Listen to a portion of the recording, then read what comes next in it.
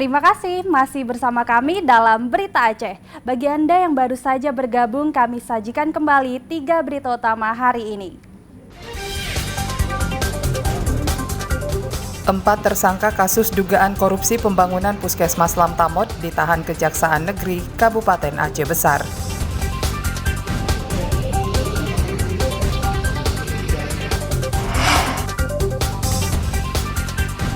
Dua caleg DPR Aceh dari PKS dan seorang anggota DPD RI Dapil Aceh didiskualifikasi dari daftar calon tetap pemilu 2024. Warga menggalakkan penanaman mangrove di kawasan rawa Desa Pusung, Lok Semawe guna mencegah abrasi pantai.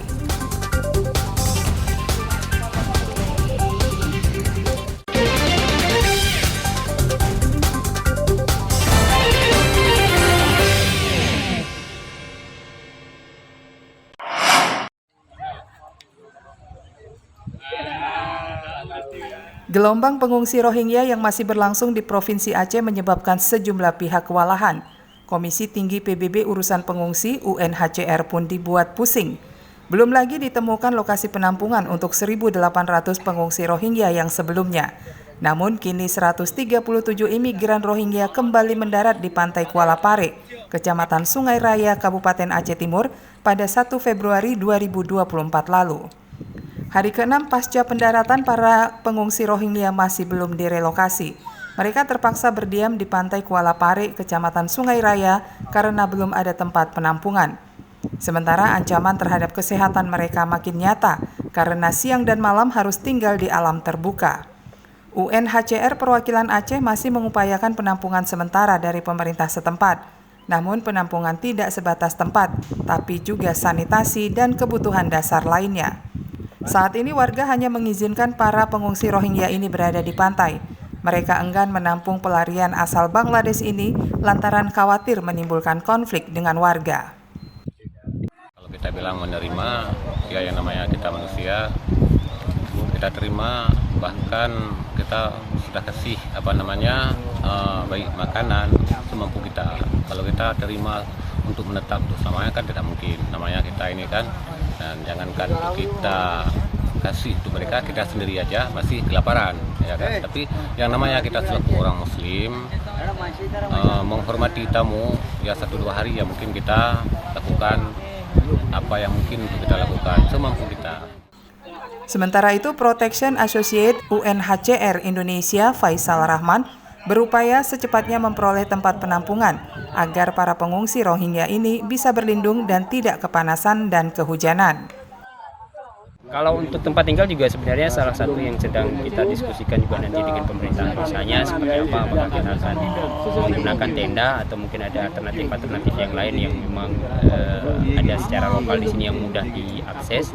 Nah itu yang akan kita gunakan. Yang pasti tetap akan ada, kita usahakan biar tempatnya bisa berteduh dan juga tidak hanya dari panas tapi juga dari hujan.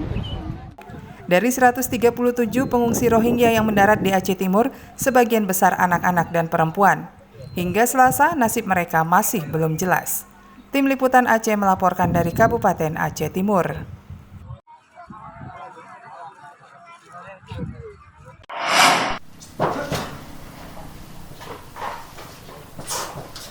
Produk UMKM Aceh kini mulai berani bersaing di luar negeri. Sumber daya perikanan menjadi salah satu potensi ekspor yang sedang digalakan saat ini.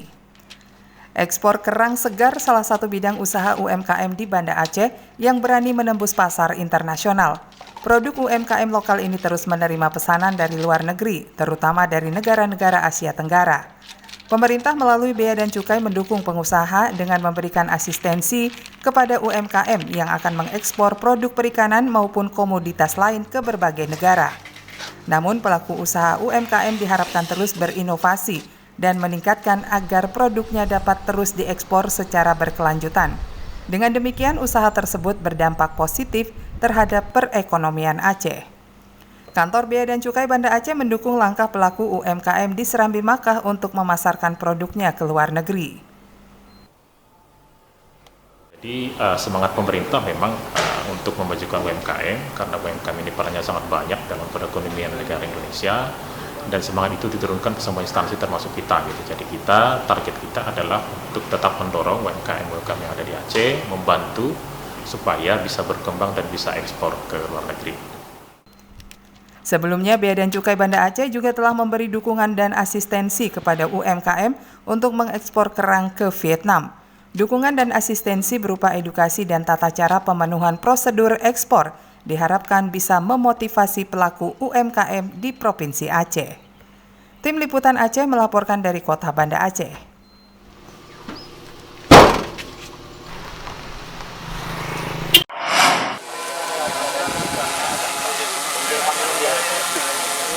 Untuk mencegah abrasi pantai, 3.000 batang mangrove ditanam di pesisir Waduk Pusong, Lok Semawe. Penanaman bakau juga untuk menjaga lingkungan pesisir dan meningkatkan ketahanan ekosistem air sebagai sumber pencarian warga Pusong.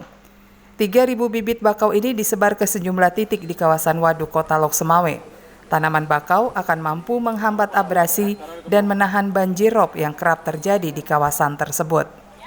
Pemerintah Kota Lok Semawe bersama Dinas Lingkungan Hidup dan Kehutanan Provinsi Aceh menggalakkan penanaman mangrove untuk meningkatkan penghijauan yang bermanfaat bagi ekosistem alam. Penanaman bakau ikut melibatkan anggota TNI, Polri, dan lembaga pemerhati lingkungan. Pemerintah juga menyosialisasikan terkait perawatan agar tanaman bakau hidup dan berkembang. Penanaman mangrove ini sebanyak 3.000 batang dan kita harapkan bisa dilanjutkan pada tanggal 7 Maret 2024 nantinya. Pemeliharaannya kita serahkan tanggung jawab kepada Dinas yang membidangi lingkungan hidup Kota Lok Semawe bersama dengan Dinas DKP yang membidangi perikanan. Posisi wilayah Kota Lok Semawe yang terletak di garis pantai timur berpotensi terancam banjir rob, air pasang purnama maupun abrasi. Sehingga hutan bakau menjadi benteng terakhir menahan gempuran perubahan iklim dan cuaca tersebut.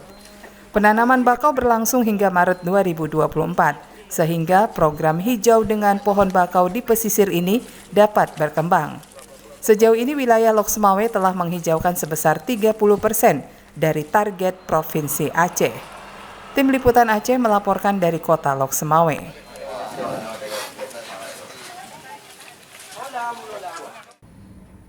Informasi tadi sekaligus menutup kebersamaan kita hari ini. Saya Cika Mutiara dan seluruh tim redaksi mohon pamit undur diri. Selamat beraktivitas. Wassalamualaikum warahmatullahi wabarakatuh.